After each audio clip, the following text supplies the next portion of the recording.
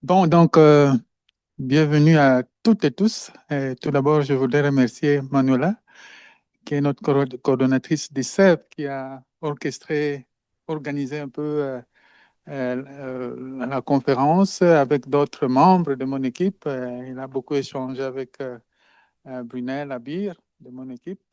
Et puis, je voudrais vous remercier encore une fois de plus, toutes et tous, à cette conférence qui sera prononcé par mon collègue, un cher ami, Yann Bogart, professeur, bon, ici on dirait professeur titulaire, bon, au Congo on dirait professeur ordinaire, et, ou en anglais full professeur à l'université de Liège, Jean Blou. Un peu le background, je crois que Yann va nous donner le background, mais sinon, il a fait sa maîtrise à l'université d'Anvers euh, en 92, je crois, en biologie et, disons, en ingénierie biologique. Ça, c'était notre maîtrise qu'il a eue à l'université de Gand. Et finalement, en 2000, elle a fait son doctorat, toujours à l'université d'Antwerp, hein, à Anvers. Et avant de commencer un postdoc à l'université de Boston aux États-Unis en 2001. C'est bien ça? Oui. Bon, alors après, il est rentré en Belgique où il a eu une chaire en écologie du paysage à l'Université libre de Bruxelles. Et j'étais content aujourd'hui, on parlait de notre ami commun qui l'a fait découvrir le monde tropical, que plusieurs étudiants africains doivent connaître, surtout ceux qui viennent du Congo. Professeur Jean Lejoly, qui est un peu la personne qui l'a accueilli et qui lui a fait découvrir l'Afrique. Et Jean Lejoly est toujours en RDC au moment où on se parle. Et finalement, il a rejoint un peu plus tard l'université de Liège, agrobiotech, Jean Blou. Il enseigne comme dans le groupe de biodiversité et écologie du paysage, quoi.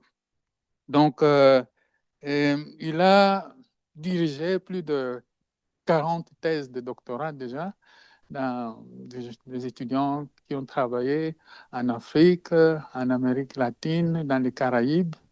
Et il a encore beaucoup de projets en Afrique centrale, notamment en RDC, au Burundi.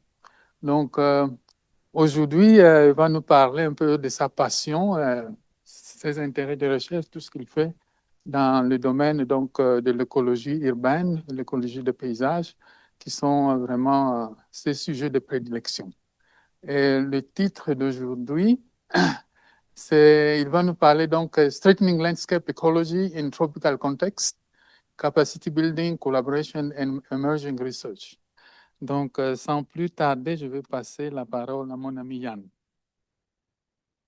J'ai un micro ici. Merci beaucoup, professeur Damas, pour cette introduction et pour m'avoir donné cette opportunité de présenter quelques éléments de nos recherches et quelques idées très personnelles que j'ai développées au cours des années, au cours de 20 ans à propos de la collaboration avec des universités du Sud. C'est un grand débat qui est en cours en Europe. Je pense aussi au Canada, comment des termes comme la décolonisation, etc., qui sont quand même un peu chargés. Et donc voilà, je vais terminer avec ça et j'espère de pouvoir stimuler la discussion entre nous et la collaboration. D'abord, quelques mots par rapport à mon université. Donc, je viens de l'Université de Liège, qui est une université dans un très petit pays qui s'appelle la Belgique. Nous avons 4 campus, comme vous voyez, 2 à Liège, un à Arlon, un très petit, et un à Gembloux. Le campus à Gembloux, c'était à l'époque une université indépendante, mais depuis une quinzaine d'années, elle a été intégrée au sein de l'Université de Liège. Elle est devenue la faculté d'agronomie de l'Université de Liège. Et chez nous, en agronomie, nous avons donc aussi la foresterie, par exemple, ou l'architecture du paysage. Tout ça se trouve dans la faculté d'agronomie. Bon, les distances semblent grandes entre ces campus, mais entre Gembloux et Liège, c'est par exemple 80 km, 50 miles. Donc, ce n'est pas beaucoup à l'échelle nord-américaine, mais pour nous, les petits Belges, on trouve ça loin. Hein. Donc, voilà, pour vous, je pense, c'est notre perception.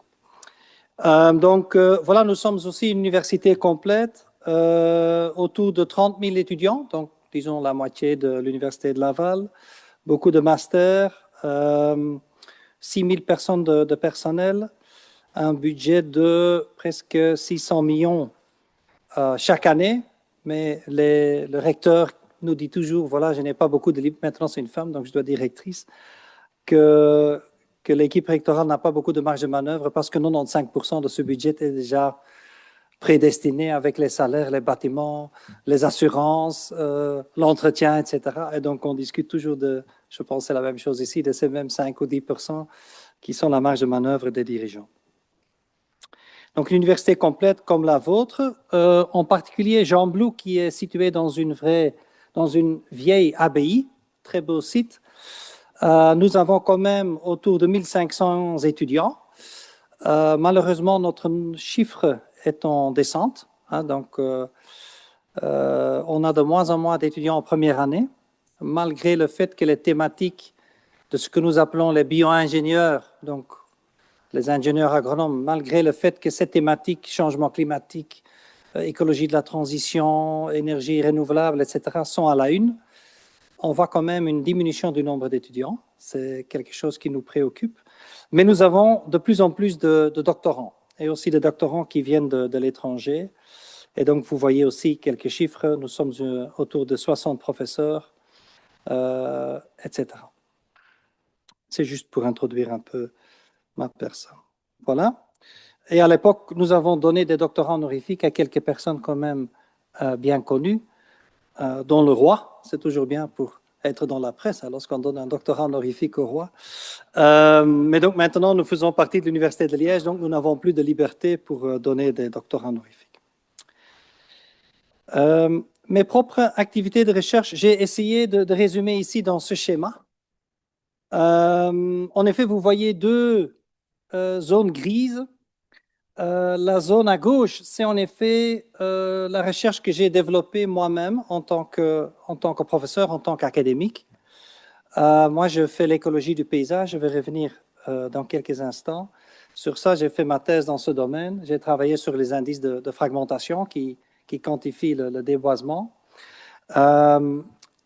Mais j'ai aussi encadré beaucoup de doctorants et beaucoup de chercheurs qui travaillent plutôt, et c'est la zone grise à droite, dans le domaine de la biodiversité, et en particulier la biodiversité végétale. C'est parce que, comme le prof Damas l'a dit, j'ai été initié dans le monde académique par le professeur Jean Le Joly, qui, après 1 ou 2 ans que l'on formait équipe, qui m'a annoncé un jour, oui, j'ai quelque chose à te dire, Yann, je vais prendre ma retraite anticipée. Et j'ai encore 25 doctorants, il faut en encadrer une dizaine. Et donc, c'est comme ça que j'ai commencé à encadrer des recherches en biodiversité en Afrique. À côté de cela, voilà, j'ai développé aussi disons, des domaines périphériques pour moi avec des gens qui ont travaillé un peu sur la pédologie, sur l'économie rurale, sur le carbone, etc. En tant que scientifique, je pense qu'on doit être ouvert et on doit toujours voilà, écouter et vouloir aussi reconnaître que l'on n'est pas spécialiste dans un domaine, mais que c'est une opportunité de travailler avec un spécialiste comme ça, on continue à se former. Très important dans mes recherches, c'est le thème que vous voyez à gauche, c'est Anthropogenic Disturbance. C'est l'anthropisation des paysages et des écosystèmes. Quel est l'impact de l'homme dans les paysages? Qu'est-ce qu'il fait? Il remplace des occupations du sol naturel par des occupations du sol anthropiques. À quelle vitesse? Pourquoi? Quand? Et donc ça, c'est quand même quelque chose qui me préoccupe au quotidien. Je fais donc écologie du paysage. Qu'est-ce que c'est l'écologie du paysage? Voilà, la différence entre l'écologie générale et l'écologie du paysage, vous voyez très bien illustré ici dans une figure d'Éléonore Farrick.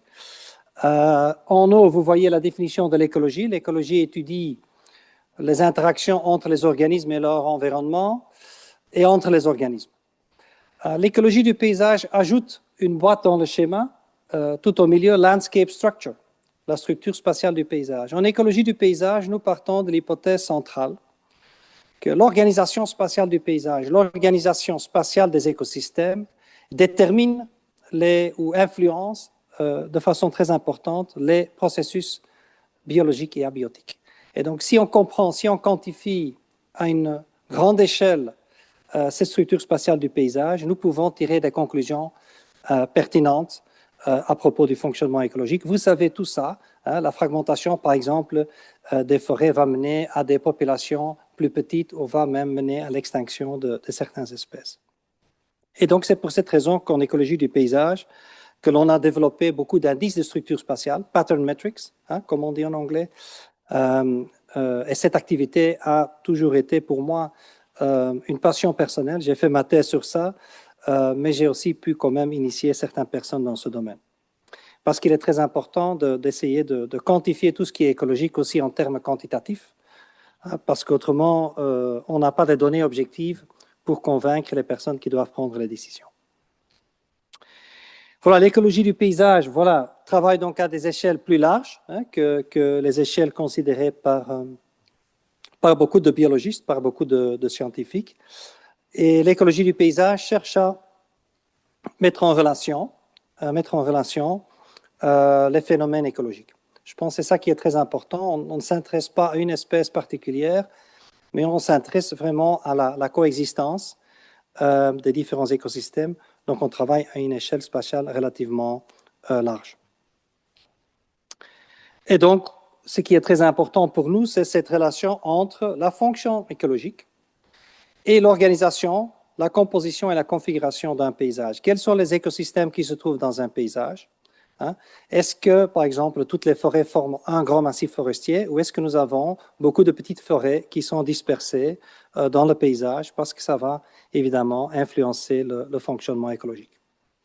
Et donc, c'est ce triangle qui est en effet notre motivation, qui est en effet l'élément, qui est le cœur, on pourrait dire, de notre discipline. Et un exemple de cet impact de la structure spatiale sur le fonctionnement écologique, vous voyez ici, c'est une étude d'un ancien doctorant ivoirien, Barima Sabas, qui est maintenant professeur titulaire à l'université d'Aloha, qui a étudié l'impact de la fragmentation forestière sur la diversité forestière. Et donc, il a fait des relevés dans le cadre de sa thèse, des relevés de végétation, et il a tiré deux paramètres. Premièrement, la diversité forestière que vous voyez à gauche, quantifiée par l'indice de Shannon. Et il a aussi analysé les traits des espèces. Et il a, par exemple, calculé le pourcentage d'espèces héliophiliques, donc les espèces qui aiment la lumière. Et il a mis sur leurs données le taux de fragmentation forestière. Il a utilisé le dispositif que vous voyez à droite. Je ne sais pas si vous voyez le pointeur, voilà. Vous voyez donc à droite qu'il a donc, il a donc fait un relevé floristique et il a quantifié finalement aussi autour de ce relevé floristique la fragmentation forestière. Et qu'est-ce qu'on voit? On voit que lorsque le taux de fragmentation de la forêt augmente, que la diversité au sein de la forêt diminue, ce qui est bien représenté par l'indice de Shannon, mais aussi que la qualité biologique change.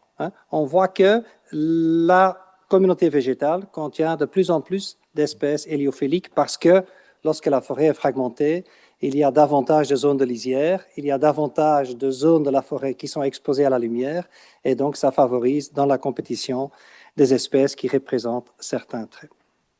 Voilà, ça c'est une illustration de cette relation entre la structure spatiale, ici représentée par le taux de fragmentation, et le fonctionnement écologique, ici représenté par le pourcentage d'espèces héliophiliques ou l'indice de Shannon qui représente la diversité. De petit à petit, je me suis donc intéressé de plus en plus à des phénomènes comme la fragmentation, comme le déboisement, et j'ai essayé de regarder ça de façon plus large, et j'ai commencé à parler de ce que l'on appelle anthropisation, anthropogenic effects, ou anthropisation en français, qui est un phénomène qui peut être situé dans l'histoire de l'humanité. Vous savez tous qu'à l'époque, l'homme vivait de la chasse et de la cueillette, vivait comme un animal finalement, il devait s'adapter au rythme, aux saisons, au déplacement des animaux, au cycle de vie des plantes pour avoir des fruits. Et c'est cette nécessité d'observer la nature qui a appris à l'homme comment la nature fonctionne. Donc le premier biologiste, ce n'était pas Linné ou ce n'était pas Mendel ou n'importe, non, c'était finalement l'homme primitif, si je peux m'exprimer comme ça, qui devait regarder la nature pour survivre, qui commençait à comprendre les cycles de vie, et donc qui a utilisé cette information pour la domestication, qui marque le passage de l'aliment sauvage vers l'aliment produit. C'est finalement cette étape qui a permis à l'homme de passer d'un style de vie de nomade vers un style de vie sédentaire et qui marque, selon moi, le début de l'anthropisation, le début de l'anthropocène. Ensuite, l'homme a créé des petits villages, au début uniquement composés de familles d'agriculteurs. Mais petit à petit, l'homme a perfectionné ses techniques agricoles et il a aussi commencé à domestiquer les animaux, ce qui était un tout petit peu plus difficile. Et cette domestication des animaux était très importante, pas parce qu'ils pouvaient après manger la viande et boire le lait et utiliser la peau, mais surtout parce qu'ils pouvaient utiliser l'attraction animale, l'énergie animale. Ce qui lui a permis finalement d'augmenter sa productivité, de ses rendements personnels, donc il pouvait s'occuper de superficies plus grandes, et ce qui a permis aussi à certaines personnes de cette population de chercher un autre métier. Si un agriculteur peut doubler, tripler, quadrupler sa production, ça veut dire qu'il y a des personnes qui ne sont plus nécessaires pour la production. Et ces personnes se sont rendues vers ces villages agricoles et ont exercé à terme d'autres professions, qui fait donc le passage entre village agricole et village, et qui à terme a mené au développement des villes, les villes étant des centres caractérisés par une grande population, par une diversité de métiers et par une diversité en termes d'architecture.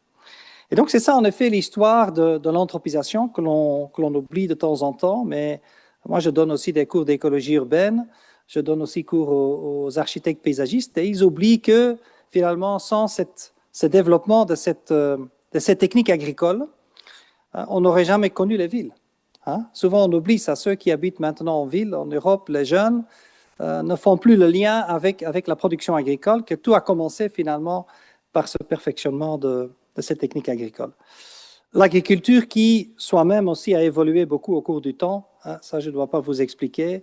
La production elle-même est devenue une petite activité dans toute la chaîne économique agro-industrielle. La valeur ajoutée est plutôt créée par les transformations, pour le goût, pour la conservation, est plutôt créée par la commercialisation au lieu de la production elle-même.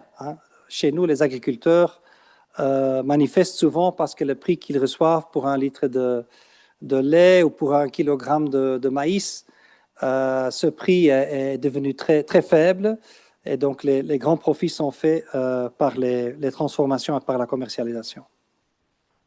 Mais donc, ces activités d'anthropisation, agriculture, industrialisation, urbanisation, ont mené à des changements de la matrice paysagère. La matrice paysagère qui est finalement l'ensemble des classes d'occupation qui dominent le paysage. Si vous vivez dans une région où l'agriculture est dominante, la matrice est une matrice agricole. En Europe, en Belgique par exemple, la matrice est souvent une matrice urbaine ou périurbaine. Et donc, on a vu donc des changements de la matrice paysagère. Ici, une dia pour vous rappeler que le début de l'Anthropocène fait encore discussion. Donc, moi, je le situe ce qui est indiqué sur la première ligne, donc le développement ou l'invention de l'agriculture il y a 10 000 ans. D'autres personnes situent l'Anthropocène plus tard. Il y a des gens qui disent, voilà, l'Anthropocène commence vraiment avec la découverte du Nouveau Monde. Il y a des gens qui disent, voilà, l'Anthropocène commence avec la révolution industrielle et avec l'utilisation des carburants fossiles qui changent le climat. Il y a des gens qui disent, non, lorsqu'on voit tous les graphiques qui sont faits à propos du XXe siècle, on voit une augmentation exponentielle de presque tous les paramètres dans le bon sens et le mauvais sens après la Deuxième Guerre mondiale. Bon, on peut en discuter. On doit quand même reconnaître que voilà, l'homme est devenu sédentaire ou a pu devenir sédentaire grâce à l'agriculture. Et donc, le moment qu'il commence vraiment à changer son environnement, c'est le moment qu'il remplace la végétation naturelle par les champs. Hein. Pour moi, c'est vraiment le début. Et donc, on a ce changement de la matrice du paysage. Donc, ici, vous voyez trois courbes. En abscisse, vous avez le temps, donc l'anthropisation des paysages qui augmente au cours du temps, de gauche à droite.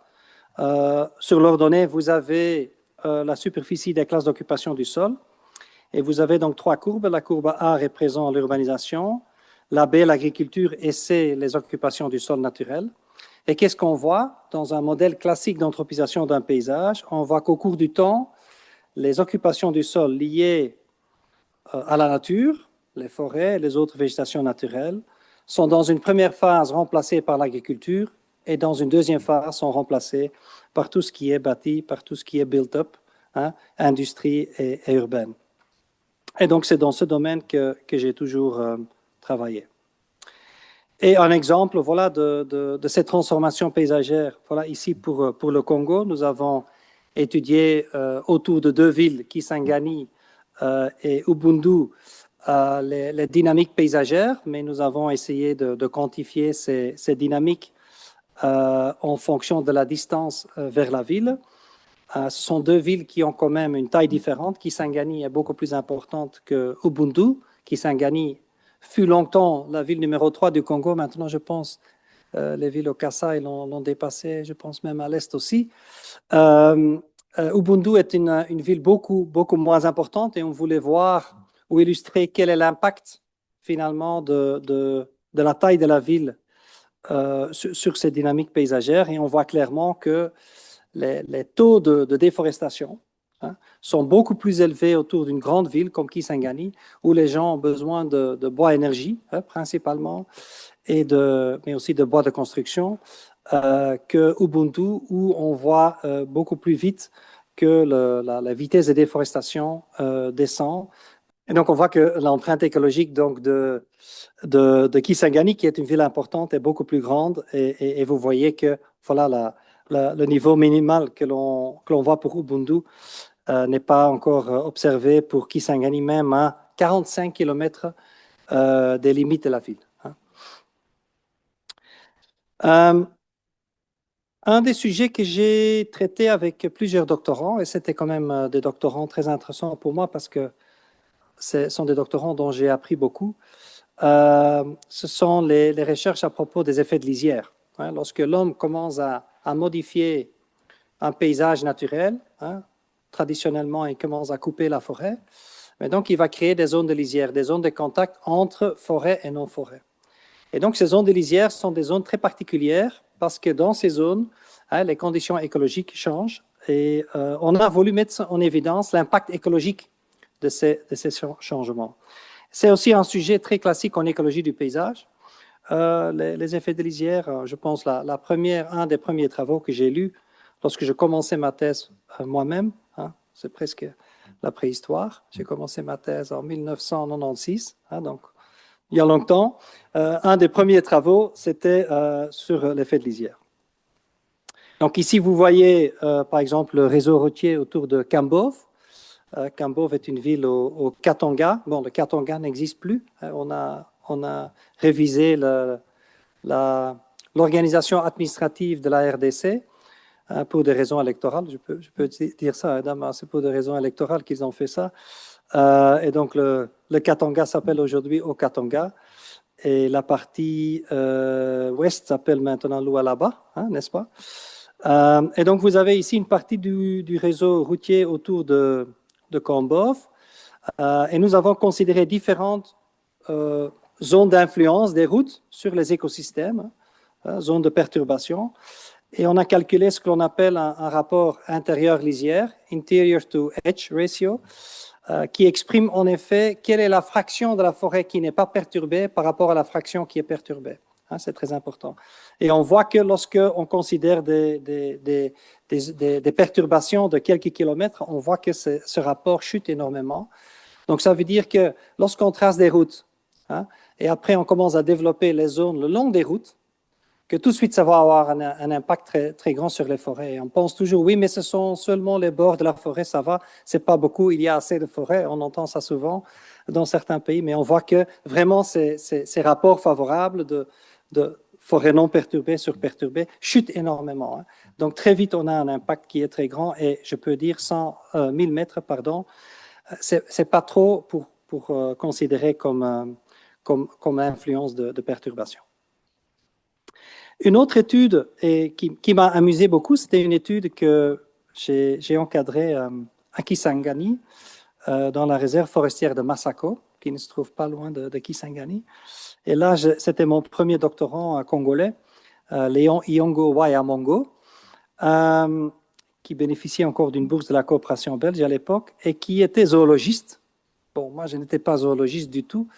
Il disait, bon prof, c'était en effet une sorte de disciple du professeur Doudou, hein, que son âme repose en paix, et qui travaillait sur les rongeurs, et qui débarquait dans mon bureau, qui disait, est-ce que vous ne voulez pas m'encadrer? Je dis, bon, toujours, je suis disponible pour vous aider, mais je ne connais rien des rongeurs et tout ça. Ah oui, mais on va réfléchir sur un sujet. Et moi, j'ai dit, mais est-ce qu'on ne peut pas utiliser les rongeurs comme bioindicateur de cet effet de lisière? Hein, si on va faire des captures en zone de lisière et dans des habitats non perturbés, est-ce qu'on va voir des différences? Ah, ça n'a jamais été fait, donc on s'est organisé, on a donc mis les carrés correspondent à ça, on a donc mis des zones de piégeage en forêt primaire, en forêt secondaire, en zone de lisière et en jachère. On a mis des clapettes, bon, c'était une méthode destructive, désolé, hein, et donc nous avons capturé les rongeurs durant plusieurs mois et nous avons étudié donc la diversité dans ces différents écosystèmes. Et donc voilà, ici vous voyez les effectifs, par exemple, des captures au cours du temps. Donc c'était quand même un travail qui prenait beaucoup de temps et un suivi de près. C'est pas évident au Congo de laisser un dispositif en brousse. Donc il faut avoir des gens qui passent chaque jour pour voir si on avait capturé des rongeurs. Il faut aussi éviter que ton matériel est volé parce que ces clapettes, ce sont des outils intéressants parce que tout le monde lutte un peu contre les rongeurs. Donc, il faut être prudent que les villageois qui vivent tout près ne viennent pas voler ton dispositif. Mais bon, Léon, il est quand même parvenu à avoir des données intéressantes. Et vous voyez ça ici, c'est un des tableaux qu'il a produit. Il a défendu sa thèse, je pense, en 2014. Vous voyez par exemple la deuxième colonne, S, c'est le nombre d'espèces. Vous voyez que la zone de lisière est donc plus riche en espèces que la forêt primaire. Parce que la zone de lisière est une zone de contact, c'est une sorte d'écotone. Hein, et donc, on a en effet un mélange de deux communautés animales qui se rencontrent là-bas. Hein. Et donc, c'était une des indications, que cette zone de lisière pourrait être aussi un habitat intéressant et a donc aussi une certaine valeur biologique. On a aussi, donc on a continué on a donc capturé des bêtes durant 3-4 ans et on a aussi essayé de développer une typologie parce que on n'a pas uniquement regardé absence-présence, mais on avait aussi les abondances parce que on compte hein, donc le nombre d'animaux capturés. Et donc, traditionnellement, il y a deux grandes théories à propos de ces zones de lisière. Hein, si vous avez, par exemple, un champ, la zone de lisière et la forêt, soit la zone de lisière, elle est une sorte d'écotone, une zone de transition, et elle a des propriétés intermédiaires, soit la zone de lisière, de par ce caractère hybride, c'est un écosystème en soi qui se distingue des deux écosystèmes à côté. Et donc, par des tests statistiques, nous avons essayé de comparer les abondances, espèce par espèce, des captures que nous avons fait dans cette zone. Et nous sommes arrivés à des graphiques comme ça. Donc, à gauche, nous avons Ibomys univitatus. Voilà. Et là, vous voyez que la zone de lisière, H, qui est au milieu, est en effet une zone intermédiaire en termes d'abondance. Donc, cette espèce aime les habitats anthropisés, hein, fallowland, les jachères, les friches, donc ce sont les anciens champs. Clairement, l'espèce aime moins la forêt secondaire. Donc, c'est clairement une espèce qui peut-être là-bas est en concurrence avec d'autres espèces qui sont plus nombreuses là-bas. Et la zone de lisière est une zone intermédiaire. Mais à droite, vous avez Praomys. Praomys a un comportement complètement différent. Pour Praomys, être en jachère ou être en forêt secondaire, bon, c'est un peu égal pour cette espèce, mais la zone de lisière, pour cette espèce, est clairement une zone moins favorable. Est-ce que c'est parce que l'espèce là-bas ne trouve pas sa nourriture? Est-ce que parce que c'est aussi une question de compétition? Parce qu'il y a aussi des espèces qui ont, lorsqu'on regarde la figure à droite, qui ont le contraire, qui cherchent la zone de lisière et qui vont repousser cette espèce vers les autres habitats. Bon, il y a beaucoup d'hypothèses et ce n'est pas toujours facile de comprendre ça, mais on voit quand même que la lisière représente certaines propriétés uniques. Ce qui était très difficile avec les rongeurs, c'est la mobilité. Donc, moi, comme j'ai dit, j'avais commencé dans le labo de Le Joly. Bon, il étudiait les plantes. Les plantes ont l'avantage qu'elles sont quelque part, elles restent là. Il n'y a pas la question de la mobilité. Lorsqu'on travaille avec des rongeurs, vous avez toujours cet effet de mobilité que vous ne maîtrisez pas. Pourquoi l'espèce est moins abondante là-bas? Est-ce que c'est une question de conditions écologiques? Est-ce que c'est le fait qu'une autre espèce arrive et que la première doit fuir? Donc, c'est quand même compliqué d'interpréter ça, mais on a quand même pu démontrer que la zone de lisière démontre des propriétés particulières. Nous avons ça aussi via les graphiques suivants. Nous avons comparé pour toutes les espèces que nous avons capturées les abondances relatives entre les différents habitats. Un peu pour, disons, caractériser les populations de rongeurs que l'on voit, parce qu'on comprend que là où il y a une bête, une autre bête ne peut pas être. Il y a quand même aussi conflit ou compétition pour toutes les ressources qui sont là. Et donc, qu'est-ce que vous voyez? Vous ne voyez pas de relation significative entre les abondances des espèces, entre les habitats. Je l'ai fait ici entre la lisière et la jachère, et sur la diapo suivante, entre la lisière et la forêt. Ça veut dire que, en effet, les abondances que l'on observe des différentes espèces et la structure des populations sont très différentes entre les différents habitats. D'où l'importance quand même pour nous, les gens qui travaillent dans le domaine écologique et dans le domaine de l'environnement, de continuer à étudier cette biodiversité et de continuer à essayer de comprendre pourquoi certaines espèces sont présentes là-bas et sont absentes ailleurs. Et ça confirmait aussi que cette zone de lisière est donc un habitat particulier, ce qui fait que lorsqu'on coupe la forêt, lorsqu'on déboise, et on crée ces zones de lisière, que l'on ne doit pas penser que, voilà, on a déboisé 1 hectare, il y a encore autant d'hectares qui restent. Non, il y a toute une zone périphérique dans la forêt qui reste, qui sera différente de la forêt non perturbée. Donc l'impact du déboisement est en effet plus grand que celui qui est uniquement représenté par la zone déboisée. On a même aussi on est allé plus loin avec mon ami Léon, donc on a même comparé les rapports mâle-femelle, parce que le comportement individuel est aussi différent. À certaines périodes de leur vie, les femelles sont moins mobiles que les mâles. Et donc, nous avons trouvé pour certaines espèces et pour certaines situations des rapports mâle-femelle qui étaient complètement déséquilibrés. Normalement, on doit avoir 50-50, mais vous voyez dans les chiffres en gras, vous voyez de temps en temps une valeur qui dépasse largement 1 ou même 2. Donc, ça veut dire qu'il y a 2 fois plus de mâles ou 3 fois plus de mâles que de femelles. Et donc aussi, ça serait aussi une variable à intégrer dans cette explication. Comment est-ce que les espèces répondent au changement de la structure spatiale des habitats? Il y a peut-être même une réponse écologique qui est liée au genre. C'est peut-être un peu à la mode, peut-être je dois écrire un projet avec genre dans le titre. Mais vous voyez, par exemple, pour 2011, Ilomyscus stella, c'est la 3e ligne, vous voyez, en zone de lisière, il y a 4 fois plus de mâles que de femelles.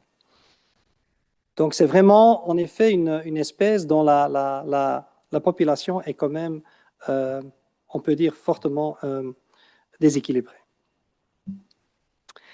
Lorsque j'ai commencé à travailler ou continué à travailler sur l'anthropisation, j'ai à un certain moment décidé d'inventer un nouveau terme moi-même. J'avais cet orgueil ou cette prétention parce que lorsque je consultais la littérature à propos des ressources naturelles, et je disais, voilà, quelles sont finalement les ressources naturelles qui sont les plus utilisées par l'homme. N'importe où vous cherchez, vous trouverez des données comme ça. On parle de l'eau, on parle de l'énergie, les carburants fossiles, on parle du phosphore éventuellement. Maintenant, avec le développement de la technologie, on a les éléments qui sont présents sous forme de traces dans le sol. Mais finalement, moi, je trouvais qu'il y avait un élément qui était ignoré, en tout cas dans la presse, dans les publications. Et pour moi, c'est la superficie elle-même, l'espace. Nous sommes de plus en plus nombreux. Hein, la population mondiale continue à augmenter.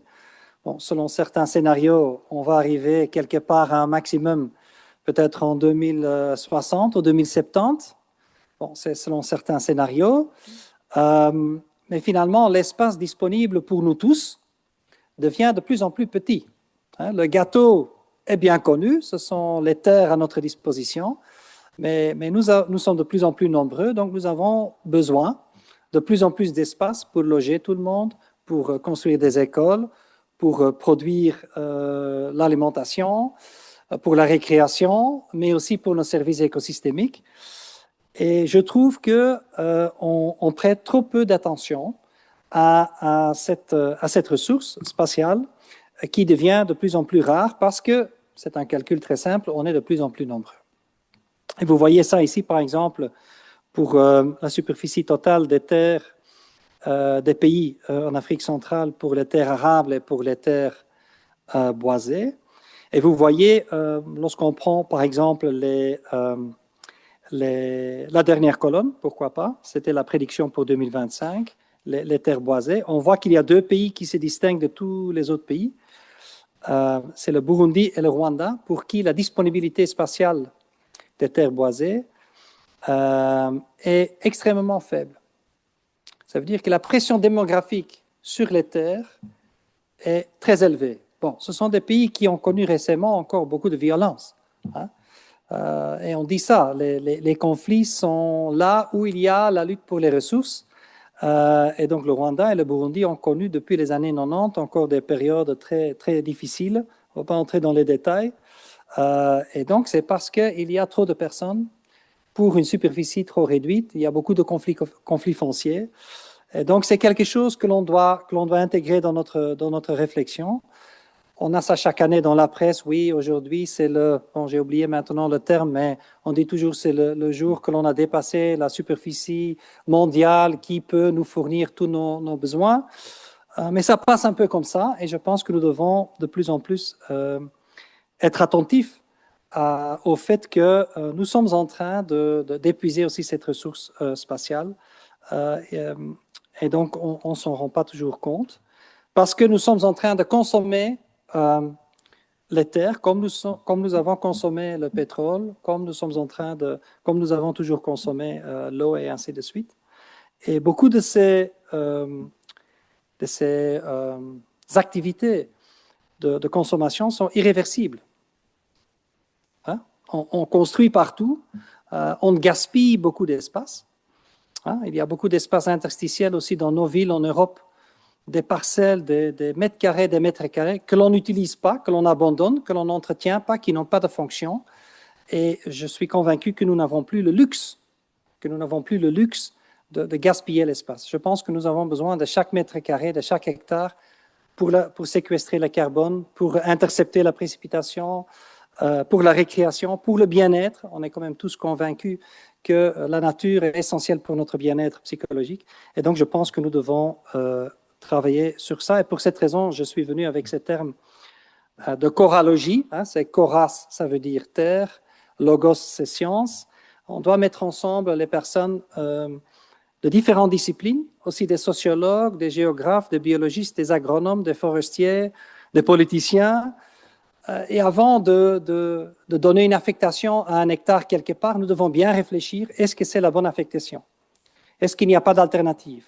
Parce qu'une fois la décision prise, souvent, il n'y a plus de manière pour faire marche en arrière. Et donc, je pense que nous ne pouvons plus nous permettre cette nonchalance, si je peux m'exprimer comme ça. Et donc, il y a déjà une forte compétition pour les terres, hein, de plus en plus. C'est déjà documenté dans la littérature, comme vous voyez, même souvent avec des conflits très graves, hein, des gens qui sont chassés de leurs terres, surtout dans des pays où le cadre législatif est un tout petit peu plus fragile, je vais m'exprimer diplomatiquement. Il y a aussi une grande tendance, par exemple au Congo, que les étrangers rachètent des terres. C'est vraiment une tendance qui est en cours, que les gens du Moyen-Orient, mais aussi de l'Occident, viennent au Congo et dans d'autres pays en Afrique et commencent à racheter des milliers et des milliers d'hectares. Hein? C'est un investissement pour l'avenir, hein? Et donc je dis toujours, c'est le pauvre Congolais, lorsqu'il aura besoin un jour de cette terre éventuellement pour la production alimentaire, on va clôturer et on va dire non, c'est pour la Chine ou c'est pour l'Inde ou c'est pour l'Arabie saoudite ou c'est pour le Canada ou c'est pour la Belgique ou c'est pour la France. Hein, donc il y a cette tendance qui est en cours de racheter de grandes superficies et maintenant on ne s'en rend pas encore compte. Hein, au Congo, on dit souvent il y a assez d'espace, il y a assez de terre, il y a assez de forêts, il y a assez de savanes. Mais je crains que le jour viendra que l'on aura besoin de ces terres et que l'on va se rendre compte que les propriétaires ne sont plus du pays en question, mais viennent d'un autre pays. Et nous devons aussi nous-mêmes, changer certaines habitudes. La consommation de viande n'est pas uniquement une mauvaise chose pour le changement climatique et pour notre santé lorsqu'on exagère, mais la consommation de viande est aussi une activité qui consomme davantage d'espace que nécessaire.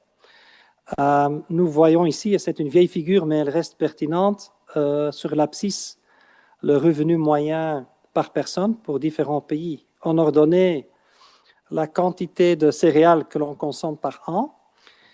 Et vous voyez deux courbes. La courbe inférieure, c'est la consommation directe de céréales. Donc, c'est le pain, le riz, n'importe, hein, ce que nous mangeons comme céréales dans nos assiettes.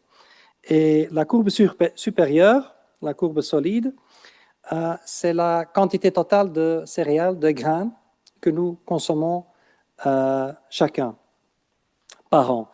Et donc, ça veut dire que, et vous voyez la zone grise, c'est la différence entre les deux, il y a quand même encore une consommation de céréales, de produits végétaux, qui est indirecte. Et c'est évidemment tout ce qui est donné au bétail pour produire la viande, et c'est la viande que nous consommons. Et donc, nous voyons qu'il y a une relation entre cette quantité de consommation indirecte, hein, donc la quantité de céréales consommées sous forme de viande, et le niveau de vie. Hein, vous voyez à droite les États-Unis et les pays de l'Europe, et vous voyez à gauche, à l'époque, c'est une figure qui date des années 70, les pays plus pauvres. Et donc, ça veut dire que cette tendance va encore se renforcer parce que nous encourageons beaucoup de pays à entrer dans le développement économique, le Vietnam, l'Éthiopie. Donc, il y a de nouvelles économies, les Brésiliens, les Sud-Africains, les Indiens. Ils vont tous augmenter leurs revenus. Et donc, une des premières choses qu'ils font faire, c'est manger davantage de viande. Hein? C'est ça, une des premières choses que l'homme fait lorsqu'il a un tout petit peu plus d'argent par mois. Il va passer d'un repas par semaine avec de la viande à 2. Et s'il peut, à 3. Et si c'est possible, à 4. Et si c'est possible, 7. Hein? Et donc, ça veut dire que cette tendance va encore se renforcer. Et pourquoi c'est un problème? Parce que ça sont les quantités de céréales dont on a besoin pour nourrir une personne. À gauche, s'il suit un régime à base de viande, et à droite, s'il suit un régime à base de céréales. Ce sont évidemment des simulations. Mais donc, ça veut dire, si on arrondit un peu les chiffres, on a besoin de 4 ou 5 fois plus de céréales pour nourrir quelqu'un qui mange beaucoup de viande que pour nourrir quelqu'un qui dose un peu mieux sa consommation de viande. 4 fois plus de céréales, ça veut dire aussi 4 fois plus d'espace. C'est aussi ça. C'est un raisonnement relativement simple. Donc, ça veut dire que si nous voulons contribuer à ce débat et nous voulons donner le bon exemple, nous devons diminuer notre consommation de viande parce que comme ça, notre empreinte écologique sera moins grande. Ce sont des choses, je pense, que nous, scientifiques, qui ont ce rôle dans la société, nous devons dire ça. Nous devons dire ça, que consommer la viande, ce n'est pas peut-être un problème pour les changements climatiques, c'est peut-être pas uniquement un problème pour la santé, mais c'est aussi un problème en termes d'utilisation de la ressource spatiale. Tu utilises trop d'espace que nécessaire pour ton alimentation. Un autre problème, et je donne aussi cours aux architectes paysagistes et aux urbanistes, c'est comment nous planifions nos villes. Nous voyons une tendance, et ça a été démontré par un urbaniste, je pense c'est un Américain, Engel. Nous voyons aussi une dédensification des villes. Nous voyons que nos villes deviennent de plus en plus grandes, mais la densité de la population dans ces villes diminue. Parce que nous voyons la formation autour des villes des zones périurbaines, avec des maisons 4 façades, avec des jardins de plus en plus grands, avec des piscines, etc. Et donc, nous sommes en train d'utiliser, de gaspiller de l'espace pour un confort d'habitation que les gens savent se permettre. Et voilà, lorsqu'on gagne bien, pourquoi pas vivre dans un environnement plus cool? Mais on doit se poser la question, est-ce que nous avons encore le luxe de pouvoir donner autant d'espace à quelques individus pour vivre? Est-ce que nous ne devons pas peut-être limiter ça à un certain moment? Je ne suis pas un communiste, mais je veux dire, est-ce qu'on ne doit pas demander à l'État d'intervenir quelque part pour éviter que de l'espace soit gaspillé? Parce que tout le monde veut maintenant, je vois ça en Belgique, tout le monde veut maintenant une maison 4 façades avec un grand jardin, avec une piscine. C'est aussi un phénomène qui vient avec l'augmentation du niveau de vie. Et on doit se poser la question, est-ce que c'est la meilleure façon d'utiliser l'espace qui est quand même rare, qui est quand même menacé? C'est un peu comme on peut se poser des questions sur la création de jardins artificiels dans le désert au Moyen-Orient. On peut se poser la question sur la consommation d'énergie et de l'eau là-bas. On doit se poser des questions similaires dans nos propres sociétés. Est-ce que c'est quelque chose que nous allons encore pouvoir justifier étant donné la pression sur les terres? Et donc, pour cette raison, je suis venu avec ce terme de la corallogie pour attirer l'attention à cette problématique, pour en discuter, pour présenter ça, Moi, j'espère vraiment que cette corallogie devienne aussi une discipline qui va un jour inspirer des jeunes, des scientifiques pour faire des études autour de cela. J'essaye de les stimuler moi-même et d'essayer de demander aux chercheurs de quantifier vraiment l'utilisation de l'espace et aussi, par exemple, de voir est-ce qu'il y a des espaces que l'on peut mieux utiliser. Je veux clôturer avec un autre sujet qui me passionne. Je vois que je parle déjà trop longtemps. C'est ma vision sur les partenariats avec le Sud. Donc, comme le professeur Damas a dit dans son introduction, je travaille principalement au Sud. J'ai commencé ma carrière comme chercheur de ce que l'on appelle la FNRS en Belgique, donc c'est la recherche fondamentale. J'étais un bon étudiant, j'avais une bourse pour la recherche fondamentale. Mais rapidement, je suis évolué vers quelqu'un qui est très actif au Sud dans le renforcement des capacités. Et donc, j'ai développé aussi une vision sur ces projets, sur ces partenariats, que j'appelle idiosyncratique. Donc, ça veut dire c'est très personnel. Ça n'engage pas mon institution, ça n'engage que moi-même. Parce que j'ai quand même, après 20 ans, quelques idées. J'étais aussi dans des commissions qui donnaient des bourses et qui sélectionnaient des projets. J'ai quand même appris beaucoup de choses que je veux vous présenter. Je pense que nous sommes tous convaincus que l'éducation, le renforcement des capacités, c'est la clé du développement partout. C'était la clé du développement chez nous. C'est aussi la clé du développement, je pense, au Sud. Le prof Damas est très actif dans ce domaine. Moi aussi, nous sommes passionnés par ça. Je pense que si nous voulons aider quelqu'un ou aider un pays, il faut investir dans le secteur de l'éducation. C'est ça que nous avons aussi toujours fait. Et je dois vous dire, honnêtement, moi, j'ai eu des discussions avec des personnes de l'administration belge qui ont remis ça en question. qui ont dit, mais est-ce que ça a encore du sens d'investir autant dans la recherche scientifique au Congo? J'ai dit, mais madame, c'était une dame, j'ai dit, mais madame, le plus grand budget en Belgique va à l'enseignement. À côté de la sécurité sociale, c'est l'enseignement. Donc, nous sommes convaincus pour notre propre société que l'enseignement et la recherche sont des secteurs clés pour notre société, pour l'innovation, pour le progrès en général. Pourquoi pas avoir une même vision pour le Sud?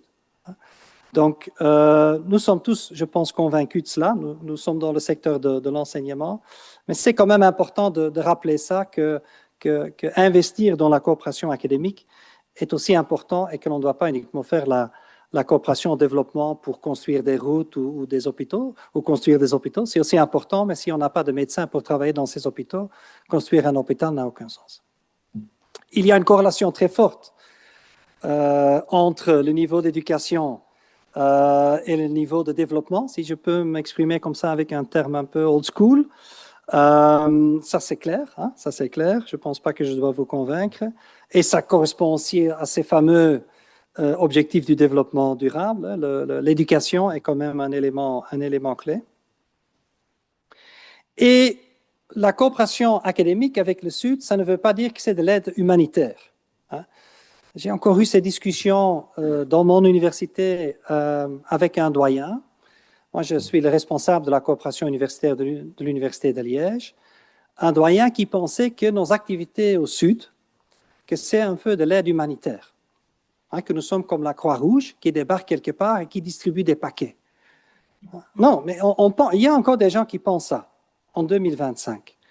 Hein? C'est pas vrai. Ici, je vous donne un exemple que ce n'est pas vrai. Donc, c'est une publication que nous avons publiée dans le Journal of Ecology. Nous sommes des écologues, donc nous savons tous que c'est une très bonne revue. Hein, c'est parmi les meilleures revues en écologie. Comment j'ai pu publier dans cette revue? C'est grâce à ce monsieur qui est parmi les co-auteurs, Joël Ndayishimiye. C'est un Burundais qui a fait sa thèse avec moi, qui a travaillé sur les acacias, qui a été contacté par une équipe danoise qui avait vu ces publications, parce que chez moi, il faut présenter une thèse article. Hein. Cette équipe danoise a vu ces publications, a contacté Joël, a dit, on a besoin de ton expertise pour faire une recherche. Bon, je me rappelle, il était avec moi en Belgique. J'ai dit, voilà, on finance ta mission au Danemark. J'ai dit, est-ce que tu parles bien l'anglais? Parce que là-bas, tout se passe en anglais. Bon, je vais me débrouiller, prof. J'ai dit, OK, voilà, il part au Danemark. Ils ont publié cet article qui est dans le Journal of Ecology. Donc, c'était déjà une belle histoire. Hein? Un chercheur burundais avec une bourse de la coopération belge qui est en Belgique, qui peut aller au Danemark et qui publie dans le Journal of Ecology. Il n'y a pas beaucoup de Burundais qui ont déjà fait ça. Maintenant, l'histoire n'est pas encore terminée. Parce qu'à un certain moment, je reçois un mail que l'éditeur de Science, c'est quand même la revue de référence, avait identifié l'article en question comme un des articles qu'il faut avoir lu. Donc, dans Science, l'éditeur, il a ce Editor's Choice. Donc, il sélectionne dans toute la littérature des articles dont on dit, si tu travailles dans ce domaine, ça, c'est un article que tu dois avoir dans ta liste bibliographique. Donc, c'est une reconnaissance que l'on peut faire de la très bonne science dans ces partenariats. Donc, ce n'est pas de l'aide humanitaire, hein, il n'y a pas du paternalisme dedans. Non, on fait de la science, on fait de la recherche avec les gens du Sud parce qu'il y a aussi un grand retour pour nous. Hein, c'est du win-win. Ce n'est pas du paternalisme, non, c'est du win-win. Joël, par ses compétences, nous a donné cet article. Hein. Je suis fier de cela et je suis reconnaissant pour toujours à Joël pour cela.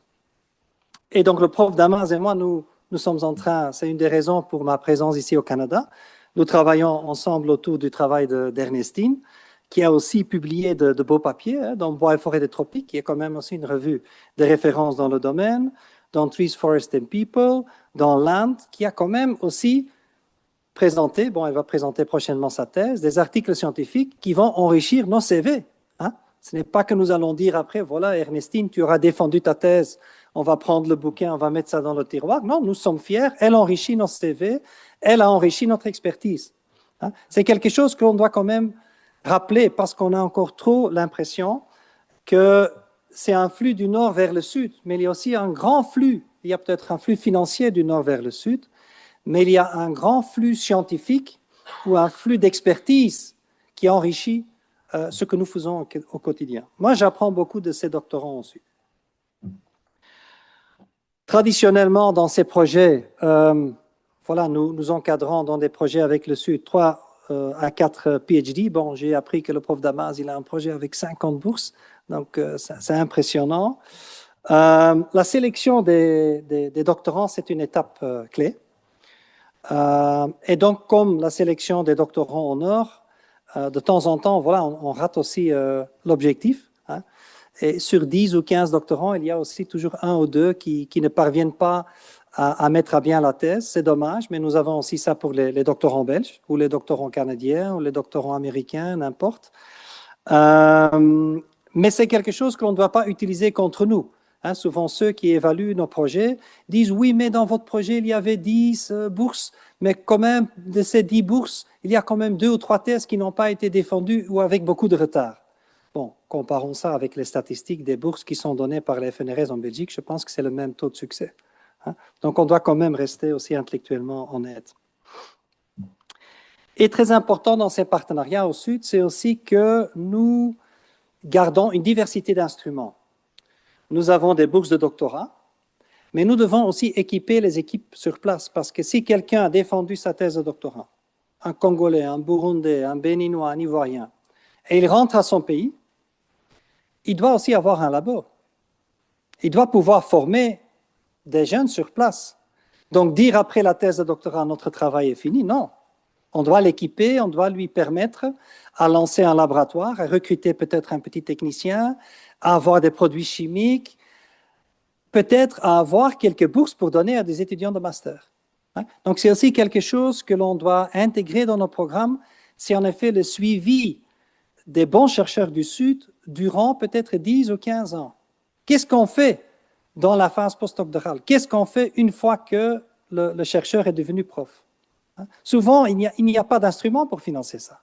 Souvent, on reçoit d'un bailleur de fonds 10 bourses de doctorat, on donne les bourses de doctorat et après, les doctorants disent « Oui, mais prof, maintenant je rentre, mais je veux aller à une conférence, présenter mes résultats, mais je n'ai pas d'argent pour y aller. Oui, maintenant tu dois te débrouiller. » Non, je pense qu'on doit les accompagner, les bons, durant 10 ans, 15 ans, 20 ans, pour qu'ils puissent arriver à un niveau d'autonomie, qu'ils puissent, avec un taux de succès raisonnable, obtenir leur propre financement.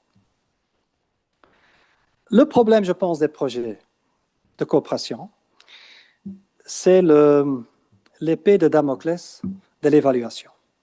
Je pense que nous sommes trop obsédés, à juste titre parce que, voilà, on est en compétition, par l'évaluation. L'évaluation semble être encore plus importante que la qualité scientifique. Nous écrivons des projets en fonction de l'évaluation qui va suivre. Nous n'écrivons pas des projets dont on pense, voilà, c'est ça que l'on doit faire.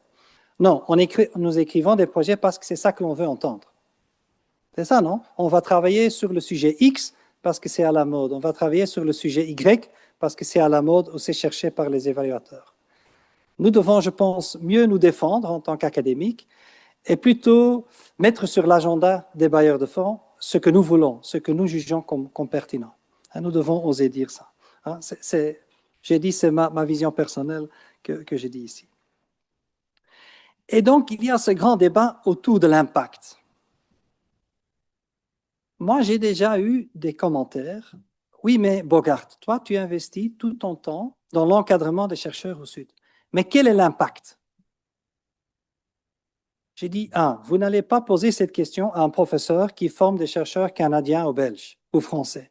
On ne va jamais dire quel est l'impact, parce qu'on est convaincu que c'est important l'impact, parce que nous formons des professeurs pour le secondaire, nous formons des experts pour l'industrie, nous formons des experts pour l'administration, et ainsi de suite. Mais lorsqu'il s'agit au Sud, on se pose la question, quel est l'impact? Deuxièmement, comment mesurer l'impact? Vous voyez ici le truc que j'ai pris d'Internet, « Through these doors walk the future leaders of Rwanda ». Moi, j'ai formé, et je dis ça avec une certaine fierté, le ministre de l'enseignement supérieur du Burundi.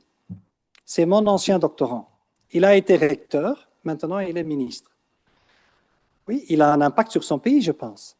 Les gens peuvent dire, oui, mais il est devenu politicien. C'est pas bon. Oui, mais bon. Qu'est-ce qu'on peut encore faire? Nous formons des gens qui acceptent des responsabilités en politique dans l'industrie, peuvent créer des emplois. On forme des professeurs du secondaire, n'importe. Nous formons même des citoyens qui se comportent mieux, en principe. Hein? Les gens qui sont éduqués, ils sont plutôt orientés vers la démocratie, vers le consensus, vers le dialogue, et moins vers la violence. Donc, tous ces débats autour de l'impact, souvent on essaie de chiffrer tout, mais dans notre secteur, le renforcement des capacités, nous ne pouvons pas chiffrer tout. Quel a été l'impact de notre propre formation? Moi, je suis devenu professeur à l'université. Prof Damas est devenu professeur à l'université. Et parmi vous, encore d'autres. Est-ce que nous pouvons quantifier notre impact? Ce n'est pas si facile. Mais lorsqu'on a un projet quelque part, un évaluateur consultant d'une grande boîte va venir. Ah, il faut remplir ce tableau-là et calculer un indicateur qui quantifie l'impact. Bon, moi, je ne peux pas. Désolé. Mais je sais que l'impact est positif. Parce que nous sommes convaincus au nord de cet impact positif, parce qu'autrement, nos sociétés n'allaient pas investir autant dans la recherche et dans l'enseignement. On est convaincus de cela. Cette évaluation est aussi souvent, comment on dit ça en français? Un dialogue de sourds. J'ai déjà été confronté à des évaluateurs qui disent « Oui, mais professeur, ce projet que vous voulez présenter là-bas à Lubumbashi, ce projet a déjà été fait au Niger et en Côte d'Ivoire. » Et alors? Et alors? Ça veut dire qu'on doit priver le Congo de cette expertise? Vous voulez dire que la problématique ne doit pas être recherchée au Congo, au Burundi? Souvent, on vient avec des arguments que tout doit être nouveau, original, et que ce qui a bien marché dans le passé ne doit pas être répété, et surtout pas ce qui n'a pas marché dans le passé. Ça, c'est aussi quelque chose. Oui, professeur, vous voulez faire ça, mais il y a eu un projet similaire dans un autre pays et ça n'a pas marché. Peut-être il y a eu un problème personnel là-bas, peut-être ils ont eu malchance, peut-être le coordinateur du projet est tombé malade, peut-être il y avait de la mauvaise foi. Ça ne veut pas dire que l'on ne doit pas essayer de nouveau à réussir. Donc souvent, on est dans des évaluations un peu, on essaie un peu de voir d'où vient le vent et on va dans cette direction ou dans l'autre direction. Et donc je pense qu'il y a beaucoup de discussions qui n'ont pas de sens à ce sujet. Et notre perception d'originalité et d'innovation, si je peux m'exprimer comme ça, change et a changé. Ce qui était un bon projet dans le passé n'est peut-être plus un bon projet aujourd'hui et vice-versa. Ce qui était pertinent hier, ce n'est peut-être plus pertinent aujourd'hui. Lorsque moi j'étais jeune et beau, et on parlait de la géographie physique et la climatologie, on disait oui, mais la climatologie c'est une science du passé, on sait déjà tout. On disait ça à l'époque. On sait déjà tout. Maintenant, avec les changements climatiques, la climatologie est de nouveau, désolé de l'expression, hot, quoi. Étudier la climatologie maintenant est reconnu comme une activité très importante et très pertinente. Si on avait fait ça il y a 50 ans, on aurait dit, oui, mais la climatologie, tout existe dans les livres de physical geography, tout est déjà dedans. Donc, les réalités changent aussi dans le monde scientifique. Et donc, nous devons quand même embrasser ces changements et ne pas être trop dogmatiques. Et souvent, nos perceptions, comme il est illustré par la blague à droite, nos perceptions ne sont pas toujours correctes. Même nos propres perceptions, mais je pense que c'est ça que nous devons accepter. Je vois que je dois accélérer, désolé. La vérité est multiple, voilà. Je pense que la pluralité doit être acceptée et je veux quand même parler de ce phénomène-là, de la segmentation horizontale qui m'a ouvert les yeux à un certain moment. Pepsi, c'est une grande boîte qui a plus d'argent que l'Université de Laval et l'Université de Liège. Et Pepsi voulait se lancer un jour dans la production des boissons avec moins de sucre, moins de douceur, je pense. Et quelle était l'hypothèse de Pepsi? C'était l'hypothèse d'une distribution normale. Il y a un niveau de douceur qui est optimal. Et donc, ils ont fait des tests aveugles là, où ils mettent des boissons et tu n'as pas d'étiquette, et tu goûtes et tu dis ça c'est le meilleur niveau. Et qu'est-ce qu'ils ont découvert? Ils ont découvert que ce n'est pas une distribution normale, c'était une distribution uniforme. Parce qu'une personne aime une boisson avec beaucoup de sucre dedans, ou le goût, une autre personne un tout petit peu moins, une autre personne beaucoup moins. Il y a des personnes qui disent « je ne veux pas du tout le goût sucré ». Et donc, ça veut dire que la vérité est multiple. Il n'y a pas un Pepsi parfait, il y a plusieurs types de Pepsi qui sont parfaits. Pour cette raison aussi, Au restaurant, il y a autant de pizzas parce que notre pizza préférée est souvent différente de la pizza de notre ami. Ah, moi, je veux 4 fromages. Non, je n'aime pas 4 fromages. Moi, je veux avec ça. Oh, je veux avec salami. Je veux avec poulet. Je veux Hawaï.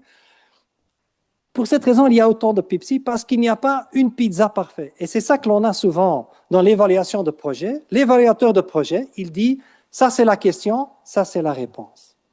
Ça c'est la problématique dans le pays, il faut faire ce type de projet.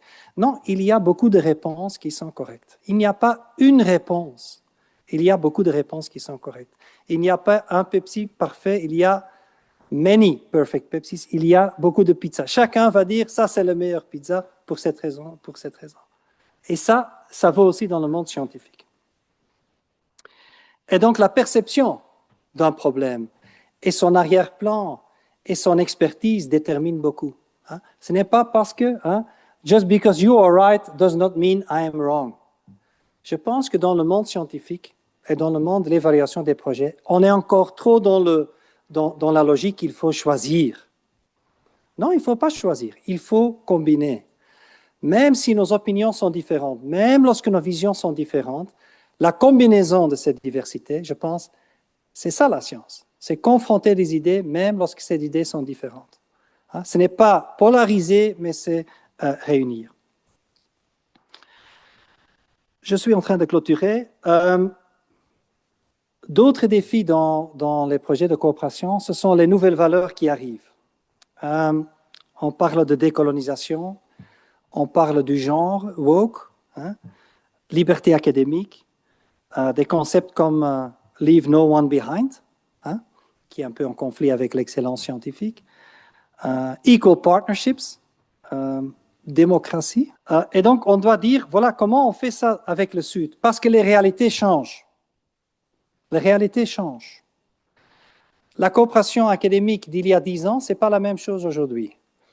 La Chine et la Russie sont en train, et je ne veux pas polariser, mais sont en train d'être très actifs en Afrique.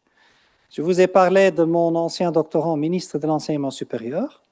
Moi, je coordonne les projets pour la Belgique francophone, donc les projets de coopération académique. Il m'a posé la question autour d'une bière là. Prof Lares, appelle la coupole qui donne les bourses, va nous donner combien de bourses cette année? Je dis, bon, ça va être entre 10 et 15. Il dit, la Russie est passée la semaine dernière dans mon cabinet. La Russie nous promet 100 bourses. C'était 70 ou 80. Voilà. Ça, c'est aussi la réalité. On peut parler de beaucoup de choses avec le Sud et vouloir avoir une influence au Sud, mais il y a d'autres pays qui passent, qui ont des moyens financiers souvent supérieurs à nous, qui ont peut-être des procédures plus simples, et qui disent au ministre, je vous donne 70 ou 80 bourses et vous pouvez les distribuer. Tandis que chez nous, et sans doute c'est la même chose pour le Canada, chez nous, les procédures de sélection sont extrêmement complexes avec des commissions mixtes, ça prend du temps. Et il faut envoyer ton dossier en janvier pour avoir la réponse en décembre. Donc, c'est aussi quelque chose qui est quand même important. Les relations entre l'Europe, le Nord en général, et l'Afrique changent aussi. L'Afrique devient de plus en plus importante au niveau mondial en termes de population.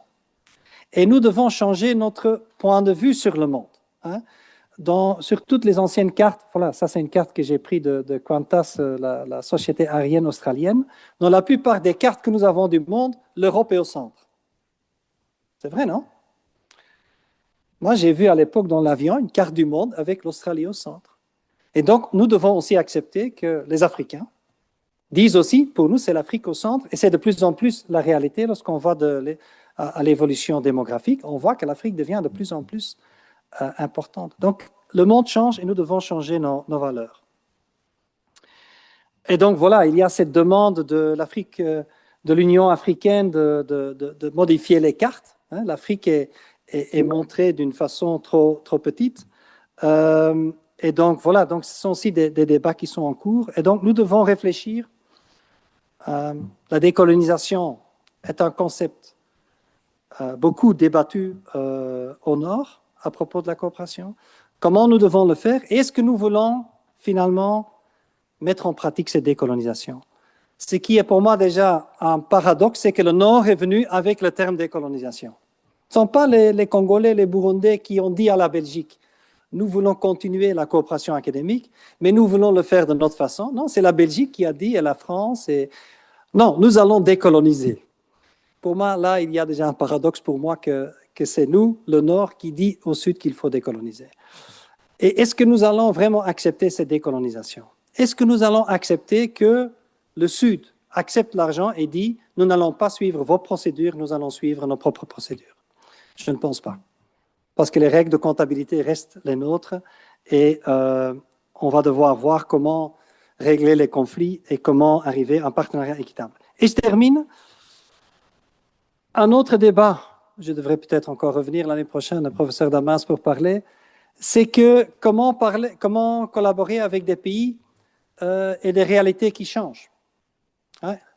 Israël, la Russie, les États-Unis, c'est pas facile. Hein? Les valeurs changent, les conditions changent, qu'est-ce qu'on fait lorsqu'un pays devient instable? Hein? On a eu la discussion, c'est l'ancien président du Burundi, là. À un certain moment, il disait, j'ai droit à un troisième mandat. Il est resté au pouvoir. Et la Belgique disait, on va arrêter la coopération avec ce pays. Hein? Voilà. Est-ce qu'on doit laisser tomber les étudiants du jour au lendemain? Est-ce qu'on doit laisser tomber les académiques du jour au lendemain? Donc, c'est quand même une grande discussion. Et je pense que nous devons la faire avec beaucoup d'ouverture. Bon, je suis à l'avant-dernière diapo qui exprime un peu mon souhait pour l'avenir. Moi, je suis pas un grand sportif, mais je suis quand même un sportif. Dans mon temps libre, je cours des marathons. Et donc, j'ai cherché de l'inspiration dans le monde des sports. Et vous voyez ici une photo de Eliud Kipchoge, un des plus grands athlètes de l'histoire, qui a été 2 fois champion olympique sur le marathon et qui a fait une prestation unique il y a quelques années. Il a couru comme premier homme un marathon en moins de 2 heures. Il y a un homme qui a déjà réussi à faire ça, c'est lui. Et ce qui était fantastique, bon, c'est pas un record officiel, parce qu'il a utilisé des gens qui courent autour de lui, qui n'ont pas couru le marathon total. Mais ce que je trouvais fantastique, c'est qu'il a fait ça grâce à l'aide d'autres. Hein, donc, c'est une réussite collective. Lui, c'est la star, mais c'est grâce à ses amis, à ses coéquipiers. Et deuxièmement, ce qui est encore plus intéressant pour moi, c'est qu'il a dû essayer 2 fois. Même un athlète comme ça avait besoin de 2 tentatives. Il avait pour la première fois essayé en Italie en 2017, et il a échoué. Malgré ça, malgré sa personnalité, il a dit, je vais revenir, je vais essayer une 2e fois, on va encore se préparer davantage, et c'est la 2e fois qu'il a réussi. Que cela encourage les jeunes scientifiques lorsqu'ils ont malchance, lorsqu'ils envoient leur papier à une revue et le papier est refusé, et vous dites, oh, mais cet évaluateur, il a été méchant avec moi, il n'a pas compris ce que je voulais dire. Il ne faut pas se laisser décourager. Même un homme comme Eliud Kipchoge, qui est un des plus grands athlètes de l'histoire, il a dû, pour continuer la métaphore, envoyer son papier à une autre revue après avoir été refusé la première fois. Donc, que ça nous encourage. Et pour cette raison, je dis, est-ce que le partenariat, ce n'est pas le résultat le plus important de chaque collaboration? Hein? On se fixe sur l'impact, sur la comptabilité, sur les indicateurs, sur les publications, sur n'importe. Mais le partenariat lui-même, le partenariat qui met les gens ensemble, qui est à la base de réunions, d'échanges comme aujourd'hui, hein, c'est grâce au partenariat avec le prof Damas que je suis ici. Est-ce que le partenariat n'est pas le premier résultat que nous devons mettre dans chaque rapport final? Ce n'est pas le nombre de papiers, ce n'est pas le nombre de thèses défendues, ce n'est pas le nombre de missions, mais c'est le fait que nous formons une équipe, hein, on se connaît, on se parle, et c'est ça souvent qui est oublié dans les évaluations. Voilà, avec ça, je vais clôturer et je m'excuse, ou je vous demande de m'excuser d'avoir dépassé le temps, et je vous remercie de votre temps. Merci beaucoup.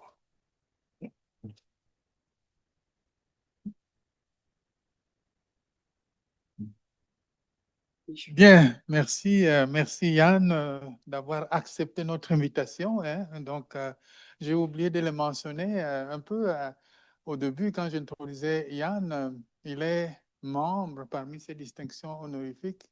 Il est membre donc de l'Académie des sciences d'outre-mer de Belgique et tout récemment, il est devenu membre de l'Académie congolaise des sciences, hein. J'ai beaucoup aimé toute votre présentation. On doit vous inviter plus souvent, hein. Ok, merci. Bon orateur, là. Merci. Vous nous avez parlé un peu de toute l'histoire de l'agriculture, du paléolithique, néolithique jusqu'à l'agriculture moderne. Ça, j'ai beaucoup aimé ça. Je crois que nos étudiants en agroforesterie aimeraient vous entendre là-dessus. Et puis, votre nouveau terme sur la choralogie, hein, donc l'aménagement du territoire, le bon Ouais. aménagement finalement du territoire, des ressources autour de ça, ça c'est aussi quelque chose que j'ai beaucoup retenu. Et finalement, vers la fin, hein, quand vous avez votre vision idiosyncratique, donc ça c'est vraiment tout à fait nouveau et on aimerait même parce que, comme vous le savez, le partenariat pour le forêt du bassin du Congo, on a un collège scientifique et académique. Il y a plusieurs professeurs belges, Jean-Louis Doucet par exemple, il participe un peu à nos réunions, mais je crois que votre vision Mm. enrichirait beaucoup notre Merci. collège scientifique et académique, dont le secrétaire est assuré par Brunel, en tout cas pour jusqu'en 2025, peut-être au-delà, hein. Donc, moi, je suis coprésident de ce collège-là, mais je pense que on aurait beaucoup enrichi Ah, notre merci. collège avec votre vision. Bon, donc, on va passer un peu à la période des questions. Si vous avez des questions pour Yann, vous avez une question pour le professeur Yann? Ah, merci. Merci. Et bon, je vais essayer de faire la question en français. Et merci beaucoup pour la présentation, vraiment intéressant. J'ai et sympathise beaucoup pour toutes les leçons que vous avez dit. Et bon, je viens de l'Amérique latine. Il y a un mouvement très grand et important pour la recherche-action participative. Et peut-être un des meilleurs auteurs, Paulo Freire, du Brésil. Et donc, je voudrais dire que oui, et bon, la coopération, c'est un résultat, c'est l'objectif. Bon, je voudrais de penser, de parler sur les effets que nous, les humains, a sur les paysages. Et parfois, nous pensons que nous ne sommes pas du paysage, mais on pourrait avoir un bon effet sur les paysages, sur la restauration, sur autres pratiques régénératives. Donc, ma question c'est, qu'est-ce que vous pensez de peut-être la foresterie communautaire, l'agroforesterie, quelles pratiques c'est las que sont importantes pour nous réconcilier avec les paysages, avec la forêt. Merci. Bon, ça tombe très bien parce que je suis dans un projet avec l'Université de Sao Paulo sur ces thématiques, avec peut-être un professeur que tu connais, Samuel Frederico. Et donc, on est en train d'étudier, on va étudier des systèmes agroforestiers pour comprendre comment se développe finalement cette relation entre l'homme et son environnement. Parce que s'il y a un élément qui caractérise finalement notre anthropisation, c'est finalement le découplage entre ce que nous faisons et ce que la biosphère, la nature nous offre. Hein? On produit, bon, on en a parlé un peu ce matin, hein? En Belgique aussi, on a un climat qui est un tout petit peu plus ou moins extrême qu'ici, mais nous produisons aussi en Belgique, par exemple, des légumes pour lesquels notre climat n'est pas adapté. Et c'est ça qui caractérise un peu l'humanité. Au lieu de s'adapter à la nature, au lieu de respecter la nature, au lieu de passer à des schémas forêts communautaires et autres, que l'on trouve souvent, et je vais revenir sur ça, dans des groupes, comment je dois les appeler, indigènes, hein, qui sentent mieux la nature, l'homme a pris l'option d'adapter la nature à ses besoins. Hein. Nous allons faire l'agriculture sur n'importe quel sol. Et si le sol est trop sec, nous allons irriguer. Si le sol est trop humide, nous allons drainer. S'il fait trop froid, nous allons construire des serres, et ainsi de suite. Hein. C'est ça que l'on fait. Au lieu de tenir compte des contraintes et des opportunités que la nature nous offre. Et donc, le projet au Brésil dont je parle, c'est en effet un projet qui va essayer de comprendre au Brésil comment différentes communautés interagissent avec la nature. Et ce qui est intéressant, c'est que beaucoup de systèmes au Brésil existent déjà depuis longtemps et ont continué à exister jusqu'à aujourd'hui. Et sans doute, pour moi, il y a là-bas des connaissances que nous ne maîtrisons pas encore ou que nous avons complètement oubliées ou ignorées.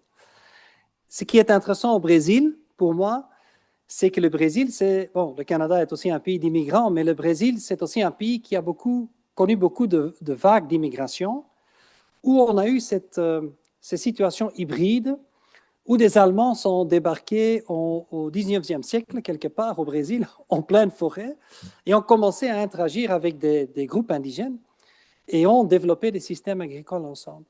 Donc, les Allemands ont amené certaines connaissances, mais ont croisé ces connaissances avec les connaissances locales. Donc, je pense, là, je ne peux pas aller dans les détails de ces systèmes, mais je pense là, il y a, je pense, un grand potentiel pour arriver à des concepts et des techniques qui nous permettront de gérer de façon plus durable nos écosystèmes.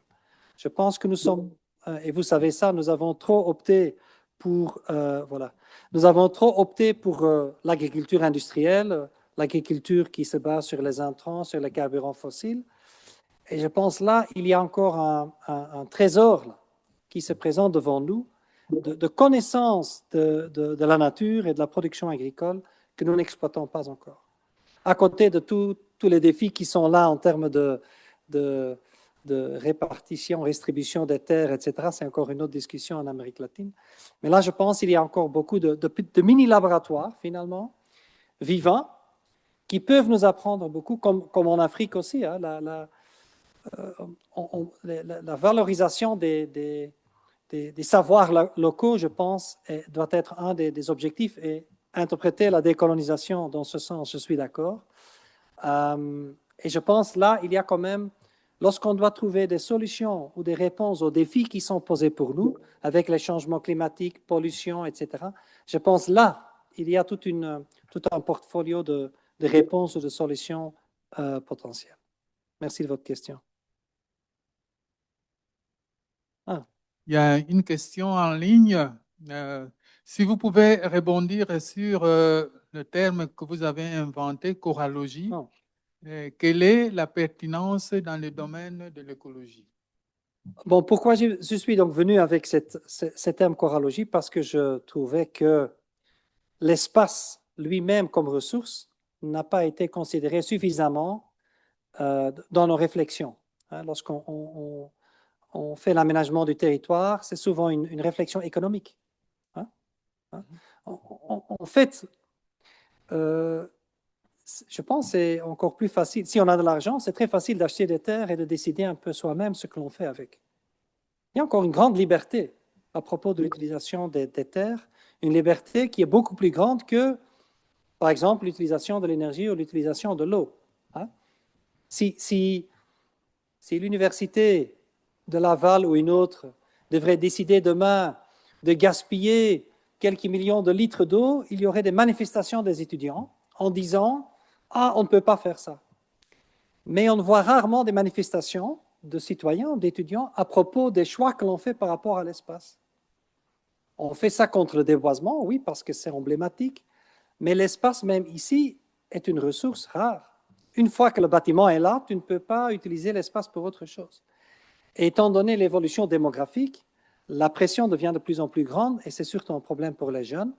Sans doute, c'est la même chose au Canada. Le prix du foncier augmente. Hein, pour les générations comme ma fille, ou dans l'avenir, j'espère, mes petits-enfants, ça va être très difficile d'acheter une maison en Belgique parce que les prix augmentent de façon exponentielle. C'est sans doute la même chose ici au Canada parce qu'on commence à sentir que le foncier devient une ressource rare. Et donc, pour cette raison, je pense, nous devons intégrer cette variable dans l'équation, hein, de ne pas uniquement développer des projets où on est quand même, on a une vision très durable par rapport à l'énergie ou par rapport à l'eau, mais aussi développer des visions qui disent, voilà, est-ce qu'on a besoin d'autant d'espace pour cette fonction, pour cette activité, parce que nous avons besoin de nos forêts, hein, pour la séquestration du carbone, pour la biodiversité et autres, pour, comme je dis, le bien-être pour nous-mêmes. Est-ce qu'on a besoin de bureaux si grands? Est-ce qu'on a besoin de maisons si grandes? Est-ce qu'on a besoin de jardins si grands? Je pense que ce sont des questions qui se justifient. Oui, bon, ça ouvre maintenant les questions. Prince, et puis il y aura Richemont. Merci beaucoup. Je suis Prince Baraka. Je viens de la République démocratique du Congo. Merci pour votre présentation. De petites préoccupations. La première, en fait, je me demande de votre expérience, dans quelle mesure, effectivement, la structure de paysage, comme vous l'avez présenté, peut être effectivement intégrée au savoir ou à la façon des communautés de voir, effectivement, lorsqu'on se lance dans une perspective de gestion participative des ressources.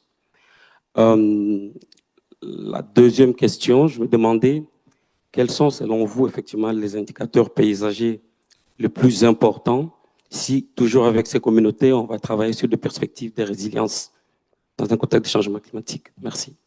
Bon, je pense que l'écologie du paysage dispose d'une gamme très large d'indicateurs à propos de la structure spatiale qui peuvent être utilisés de fragmentation et d'autres. Mais un concept, je pense, qui est très important, dont j'ai parlé, mais j'ai dû aller trop vite, c'est par exemple l'impact de l'effet de lisière. Il y a une étude qui date déjà des années 80 de Skoll et Tucker de la NASA, qui ont démontré que les effets de lisière sont plus importants que le déboisement lui-même, que la superficie touchée par les effets de lisière est 3 ou 4 fois plus grande que la superficie directe qui a été déboisée. Donc je pense qu'il faut arriver à des indicateurs qui estiment correctement l'impact anthropique des transformations paysagères, parce que c'est ça qui est en cours partout, aussi au Congo, hein, où on coupe et on met des champs et on construit. C'est d'apprendre ou d'appliquer les techniques, et les techniques existent dans la littérature, comment mesurer correctement l'impact écologique de ce que l'on fait. Je pense là, mais bon, c'est plutôt une question technique que je ne peux pas répondre maintenant, mais je peux vous envoyer de la littérature. En termes de gestion participative, hein, c'était le premier volet, je pense que nous devons investir dans la formation pour que les gens comprennent pourquoi c'est important et pourquoi ce n'est pas important. Je pense dans un projet de coopération, j'ai toujours essayé, c'était toujours l'objectif, d'avoir un volet vulgarisation. Je pense que nous, académiques, nous sommes souvent dans notre tour d'ivoire. Nous produisons des papiers, nous sommes dans les jurys de thèses, etc., parce que c'est demandé par les évaluateurs. Mais ce qui est aussi important, c'est d'expliquer au grand public pourquoi c'est important ce que nous sommes en train de faire. Pourquoi c'est important que nous protégeons la forêt? Bon, des choses comme les produits forestiers non ligneux sont déjà un bon exemple. C'était déjà une connaissance qui est arrivée à un certain moment qu'une forêt est beaucoup plus qu'un ensemble de bois, mais qu'une forêt, c'est aussi une communauté. Et si vous utilisez de façon raisonnable, intelligente, cette forêt peut rester sur place. Vous ne devez pas couper les arbres et vous pouvez manger, etc., en utilisant les champignons, les fruits, les insectes importants. La thèse d'Ernestine que nous avons encadrée porte entre autres sur cela. Je pense que nous devons aussi mettre le paquet sur cette communication et sur cette implication de la population locale. Et je pense que nous devons faire ça depuis le début. Je pense que la population locale, par exemple, pour une thèse de doctorat, pourrait être mobilisée dans la collecte de données. Par exemple, si nous allons étudier une forêt quelque part et la forêt est à côté du village, essayons de prévoir des budgets qui impliquent la population pour, par exemple, aider à collecter les données nécessaires pour cette thèse. Ou lorsque je vous ai parlé de ce dispositif expérimental avec les clapettes qui est resté sur place toute une année pour capturer les rongeurs, impliquons les villageois dans la surveillance, par exemple, de ces dispositifs. Comme ça, ils vont comprendre que c'est un travail important et quel est l'objectif, et expliquant pourquoi c'est important de faire ce type de recherche.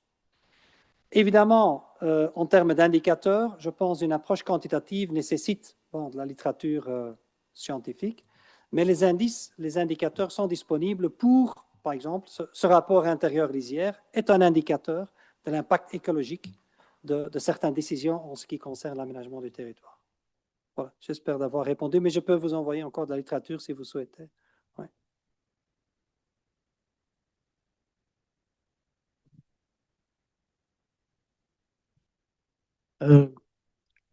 Bonsoir à tous.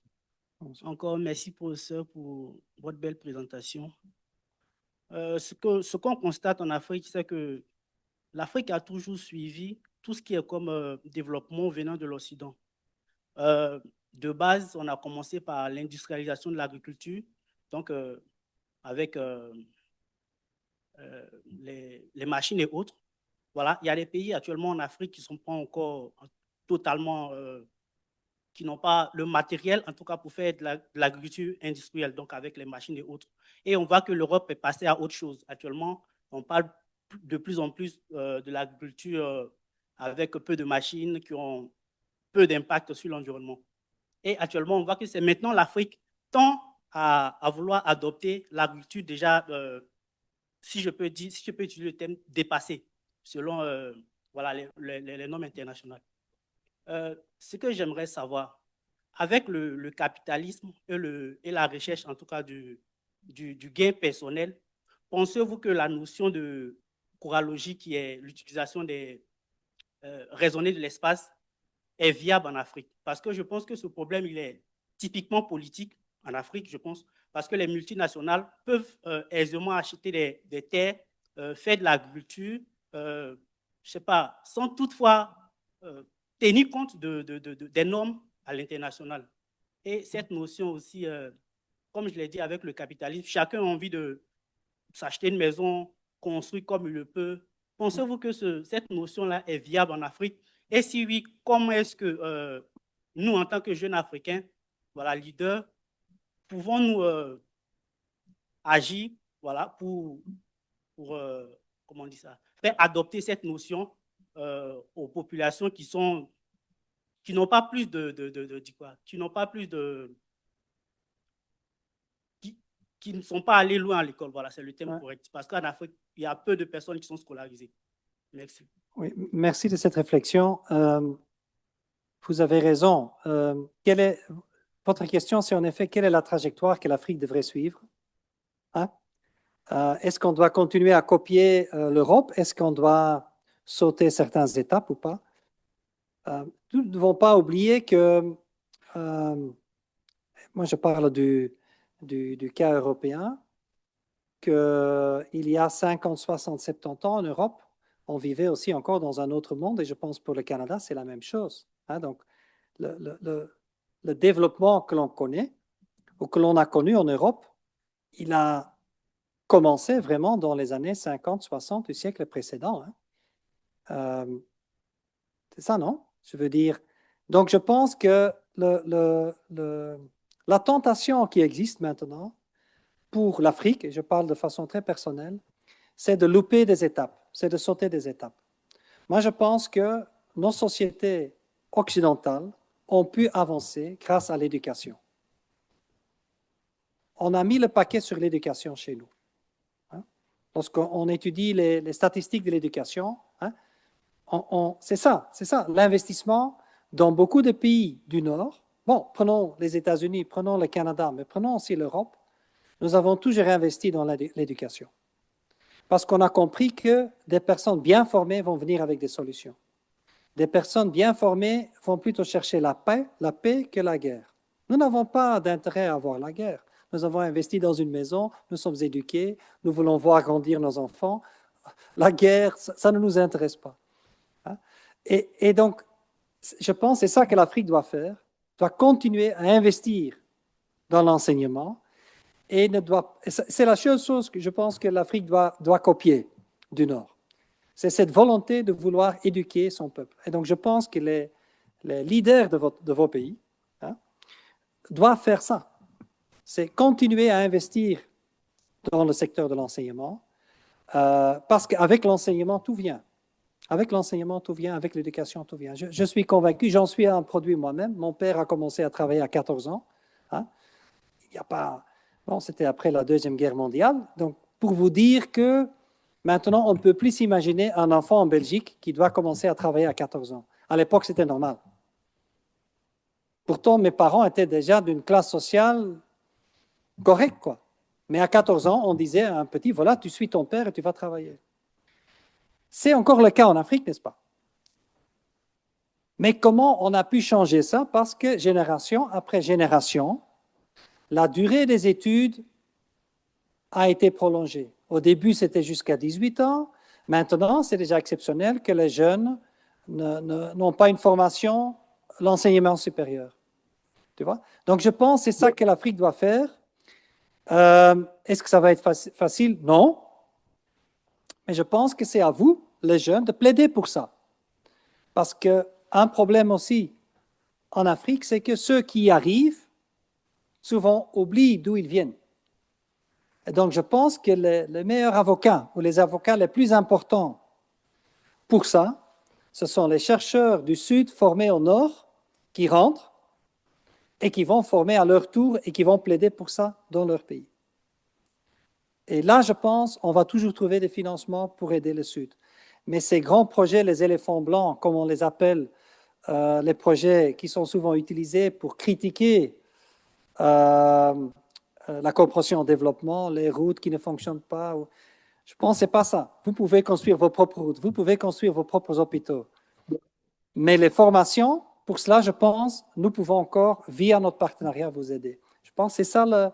Et après, c'est à vous, les agronomes africains, les forestiers africains, de faire vos choix en profitant des évolutions qui ont eu lieu ailleurs. Hein. Évidemment, il ne faut pas commettre les mêmes erreurs que nous, hein, et détruire l'environnement pour produire plus et pour avoir davantage de bénéfices. Mais vous, pour moi, c'est ça, la clé du développement, c'est l'éducation. Voilà. Bien, Prof. merci beaucoup Yann. Vous avez beaucoup à raconter. Il y aurait d'autres questions, mais nous devons clôturer malheureusement à cette étape-ci. Il y a d'autres questions en ligne. Je sais qu'il y a une université de Kinshasa à Donai qui avait aussi une question en ligne, ou deux autres. Mais nous Ils peuvent toujours envoyer par mail. Oui, ils peuvent envoyer par mail. Oh. Mais en guise de notre reconnaissance pour votre présence parmi nous ici à l'Université Laval, nous avons de petits cadeaux pour vous. Beaucoup de cadeaux. Oui, il y a un des livres dont l'auteur est ici parmi nous, les Canadiens vétérans, notre ami Michel Laverdière, qui a passé aussi plus d'une vingtaine d'années de coopération en foresterie. Oui, donc comme quoi il y a aussi des Canadiens qui ont fait beaucoup de foresterie internationale, hein, dont Michel Laverdière qui est présent parmi nous. Merci beaucoup. C'est ça, merci. Et encore une fois, merci à vous toutes et tous qui êtes venus écouter professeur Bogart. Je vous promets, on va l'inviter encore prochainement pour qu'il puisse revenir. Merci. Merci beaucoup.